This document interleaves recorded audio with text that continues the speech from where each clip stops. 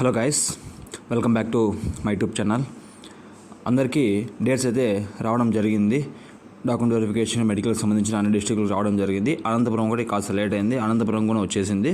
ఇంకా ఎవరైతే gadgets అయినో document verification కావాల్సిన డాక్యుమెంట్స్ అన్నీ వాళ్ళ డిస్ట్రిక్ట్లో అరేంజ్ చేసుకోలేదో త్వరగా ఫినిష్ చేసుకోండి. మరీ పండగ వస్తుంది కాబట్టి అప్పటికప్పుడు అంటే ఉండరు గవర్నమెంట్ అధికారులు.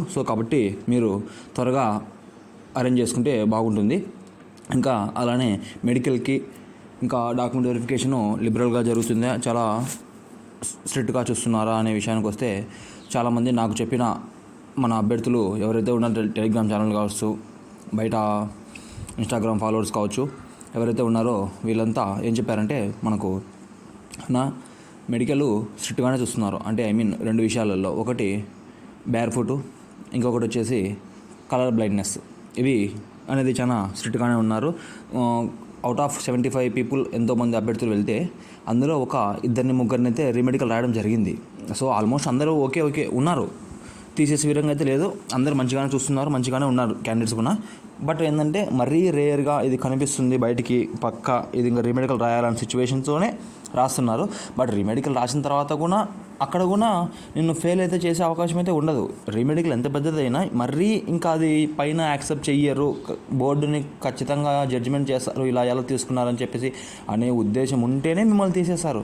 చిన్న మైనర్ మిస్టేక్స్ ఉంటే ఏం తీసేయాలి, సైట్ ఉన్నాయి, ప్రాబ్లం ఉన్నాయి, ఇదేం కాదు, అది కవర్ చేసుకోవచ్చు, అది బోర్డుకు కనిపించదు మీకు. ఇంకా నెక్స్ట్ వచ్చేసి చాలామంది అక్కడ కంప్లైంట్ ఏం చేస్తున్నారంటే, అన్న డాక్యుమెంట్ వెరిఫికేషన్ దగ్గర ఇంకా మెడికల్ దగ్గర మమ్మల్ని మనీ అడుగుతున్నారు, 1500 ఇవ్వండి, 2000 ఇవ్వండి, త్వరగా ఫినిష్ చేస్తాం, అయిపోగొడతామని మెడికల్ దగ్గర కూడా అడుగుతున్నారట. చాలామంది అభ్యర్థులు చెప్పారు. ఇది ఎవరైనా మీరు కూడా ఫేస్ చేసింటే డెఫినెట్గా వీడియో కింద కామెంట్ చేయండి.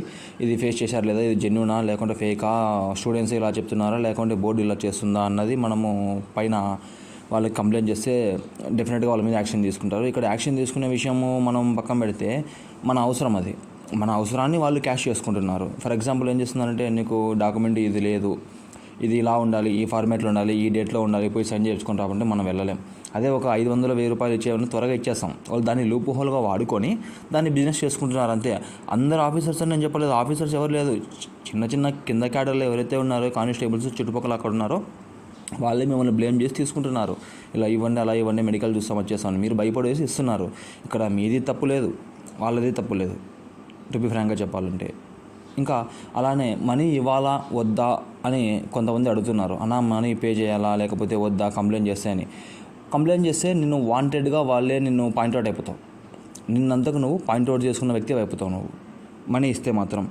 సో మనీ ఇవ్వకపోతే నువ్వు పక్కన పెట్టేస్తారు కాసేపు, నేను పట్టించుకోరు. నేను వాంటెడ్గానే వాళ్ళు తీసేసి ఇది తక్కువ ఉంది, అది తక్కువ ఉంది, అది తక్కువ ఉంది, ఇది తక్కువ ఉంది, రీమెడికల్ అయినా అని చెప్పేసి. సో కాబట్టి ఎటు తిరిగి ఇక్కడే మనకు డ్రాబ్యాక్ అంతా మన మీదే పడుతుంది అది. సో కాబట్టి కాస్త జాగ్రత్తగా వహించి అక్కడ మీరు త్వరగా షార్ట్ అవుట్ అయ్యి బయటకు వచ్చే విధంగా చూసుకోండి, అంతా క్లియర్ చేసుకొని. ఇంకా అలానే మనం సెకండ్ లిస్ట్ గురించి మాట్లాడుకుంటే, సెకండ్ లిస్టు అసలు వస్తుందా రాదా అన్నది అయితే ఎవ్వరికీ క్లారిటీ లేదు. అందరూ రావాలనే కోరుకుంటున్నారు, బయట ప్రయత్నాలు జరుగుతున్నాయి, చేస్తున్నాం కూడా. అందరు సపోర్ట్ అయితే మంచిగానే ఉంది సెకండ్ లిస్ట్ కోసము. సెకండ్ లిస్ట్లో మళ్ళీ చెప్తున్నాను కదా, ఫస్ట్ ఎవరైతే ఏజ్లో పోయారో వస్తే వాళ్ళకే వస్తుంది. సెకండ్ లిస్ట్ రావాలంటే ఈ డాక్యుమెంట్ వెరిఫికేషన్ అంతా అయిపోయి, మెడికల్ అంతా అయిపోయి, అభ్యర్థులు ఎంతమంది సెలెక్ట్ అయ్యారు, ఎన్ని బ్యాక్లాగ్ పోస్టులు పడినాయి, అసలు ఎవరు వచ్చారు ఎవరు రాలేదు, ఇంకా డిఎస్సి రిజల్ట్లో కూడా ఎవరు సెలెక్ట్ అయ్యారు ఎవరు వెళ్ళిపోయారు.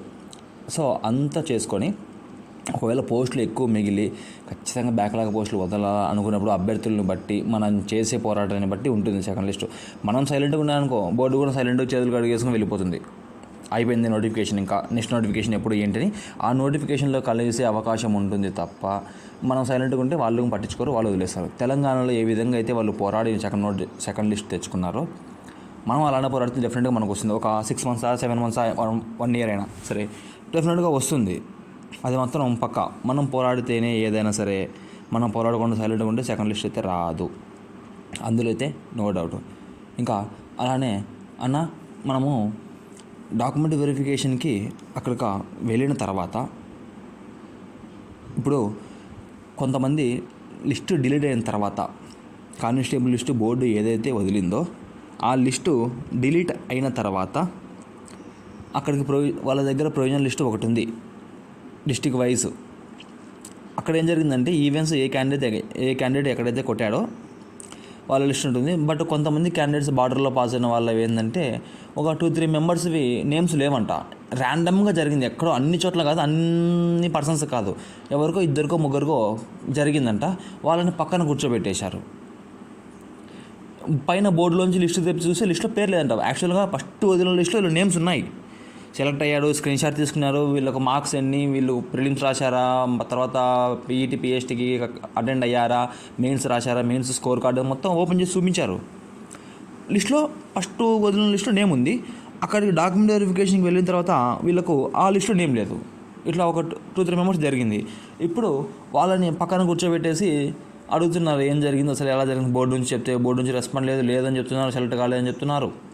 ఇప్పుడు సేమ్ అదే విధంగా అందరికీ జరుగుతుందా అలానే అంటే అందరికీ జరగదు. ఎక్కడో ర్యాండమ్గా ఏదో టెక్నికల్ ఇష్యూని ఇంకోటి జరిగింది. సో దాన్ని త్వరలోనే షార్ట్ అవుట్ చేస్తారు. ఒకవేళ అలా జరిగితే మేమేం చేయాలి అంటే మీరు డెఫినెట్గా కోర్టుకి వెళ్ళాల్సిందే. ఇంకా రెండో ఆప్షన్ లేదు. అలా జరిగిన క్యాండిడేట్స్ అందరూ కోర్టుకి వెళ్ళాల్సిందే. ఇంకా అలా ఒక డిస్టిక్ ఒక 4-5 మంది పోయినా కూడా నీకు దగ్గర 60 పోస్టులు వెళ్ళిపోతాయి, బయటికి బ్యాక్లాగా ఓడిపోతాయి ఆ రకంగా చూసుకుంటే. సో కాబట్టి అలా ఎవరైతే జరిగిందో, ఒకవేళ మీకు బోర్డు న్యాయం చేయలేదు, లిస్టు తెప్పించలేదు, ఫస్ట్ లిస్ట్లో నేమ్ ఉంది, మళ్ళీ ఎందుకు వదిలేరు మాకు ఫస్ట్ లిస్ట్లో నేము, సెకండ్ లిస్ట్ మాకు డాక్యుమెంట్ వెరిఫికేషన్ మా నేమ్ ఎందుకు లేదు అని ఫైట్ చేయాలనుకుంటే వాళ్ళు మళ్ళీ ప్రొవైడ్ చేస్తే ఓకే, మీ నేము ఫస్ట్ లిస్ట్ నుంచి తీసి చూసి అందులో ఉందా లేదా మీరు రోల్ నెంబర్ కొట్టి, లేదంటే మీరు డెఫినెట్గా మీరు కోర్టుకు వెళ్ళాల్సిందే. మాకు మనీ ఉంది, మేము లాయర్ని పెట్టుకుంటాం, మేము పోరాడుకుంటాం, చేసుకోగలం అనుకుంటే మీరైతే బోర్డుకు వెళ్ళి ఖచ్చితంగా పోరాడుకోవాల్సిన అంశమే ఇదైతే. డెఫినెట్గా మ్యాక్సిమం అంత దూరం వెళ్ళనివ్వరు. డెఫినెట్గా అందరికీ న్యాయం చేస్తారు. ఇక్కడే బోర్డు వాళ్ళే చూసుకుంటారు. కొన్ని రిక్వెస్ట్ చేసి ఓపికగా పట్టుకొని వాళ్ళతో చెక్ చేయించుకొని 1-1 స్టెప్ బై స్టెప్ వెళ్తే వెరిఫికేషన్కి డెఫినెట్గా ఈ సొల్యూషన్ అనేది మనకు షార్ట్ అవుట్ అయిపోతుంది. అందరికైతే ఇలానే జరగదు.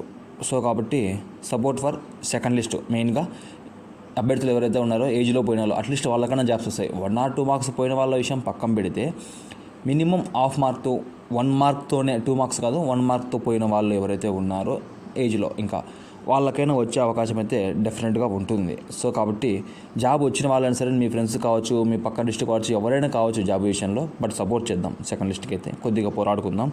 డెఫినెట్గా 2-3 months కల్లా ఏదో ఒక రెస్పాండ్ వస్తుందా రాదా, రెండింటిలో ఒకటే క్లారిటీ వచ్చేస్తుంది. సో మనం సైలెంట్గా ఉంటే ఏది జరగదు, వస్తుందా రాదా అన్నది. సో కాబట్టి మనమే పోరాటం చేస్తే డెఫినెట్గా అయితే మనకు వచ్చే అవకాశాలు ఎక్కువ ఉన్నాయి. ఇంకా ఏదైనా మీరు డాక్యుమెంట్ వెరిఫికేషన్ గురించి కావచ్చు, మెడికల్ కావచ్చు, SBI ఎంక్వైరీ కావచ్చు, మీరు నాకు కామెంట్ చేయండి, అలాగే సబ్స్క్రైబ్ చేసుకోండి. డెఫినెట్గా నేను మీకు రిప్లై ఇస్తాను, సపోర్ట్ కూడా చేస్తాను.